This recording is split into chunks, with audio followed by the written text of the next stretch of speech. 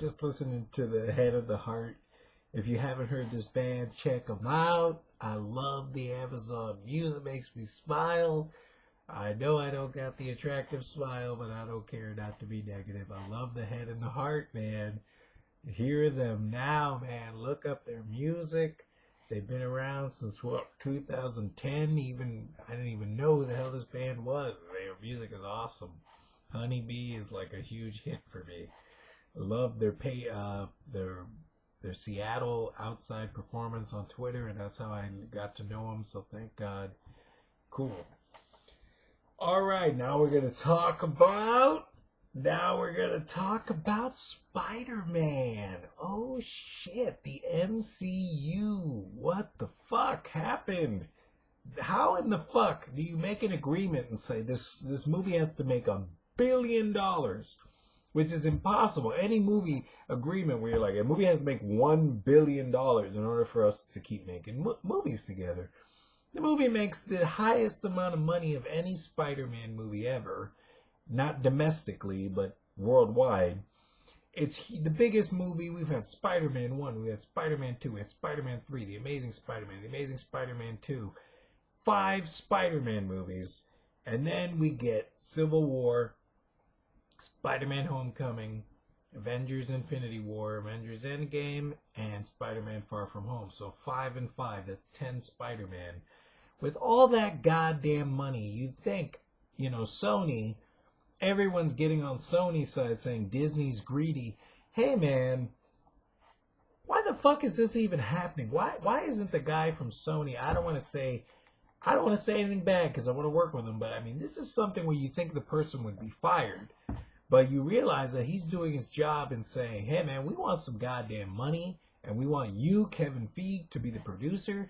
So you're going to keep making us money, be the producer. You're going to keep paying us cash. It's like money, and this producer. It's like, if you got the Peter Jackson and you want to keep making Lord of the Rings, you're like New Line.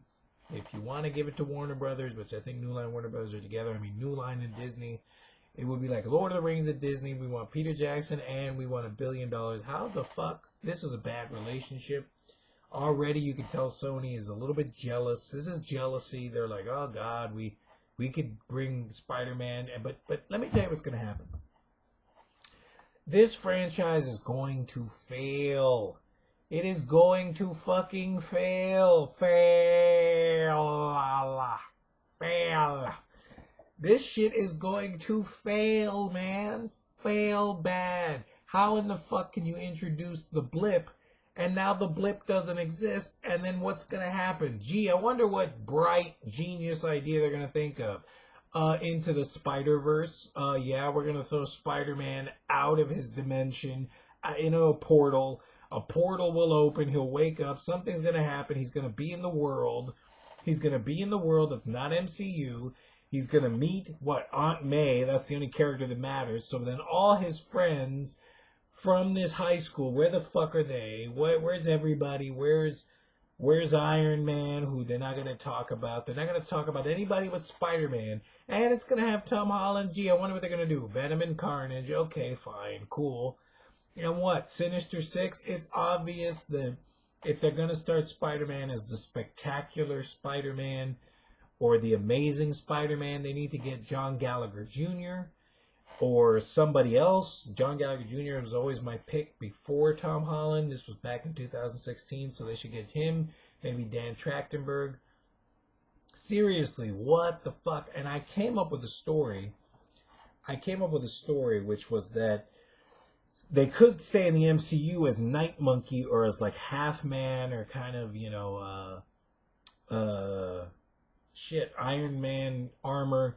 But it would have been the Tom Holland stays, and the only characters that would have existed still in the movie would have been Happy Hogan, Aunt May, MJ, Spider-Man, and J. Jonah. And all those characters would have crossed over into a world where Spider-Man is in hiding, and then there's a stalker, and it's this whole story from the comics where this stalker goes after Mary Jane. Her plane explodes. He goes after the stalker. But that's just fucking boring. After we've had Infinity War Spider-Man, Endgame Spider-Man, a stalker, that's what he's fighting? A stalker who's a mutant with memories. It makes sense because he's a mutant. and he can erase the memories, but they're not going to have Spider-Man anymore. It sucks. Please, God, work on something to do this. Maybe do one movie and it fails. I hope this one movie fucking fails. It's not going to be good. It's just going to be Spider-Man without Iron Man technology. So what's the suit going to be? A random, regular Spider-Man suit.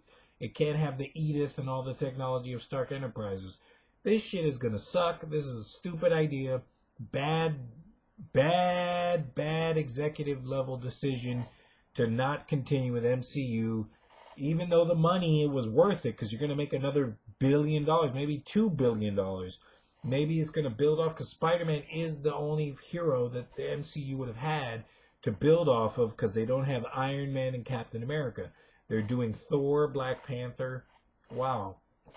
So this really sucks. Hope this movie fails.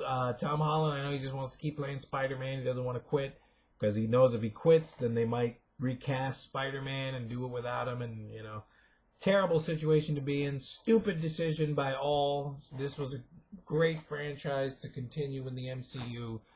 So I would love to see Spider-Man, Fantastic Four, and the Silver Surfer in a movie as a new Avengers team up.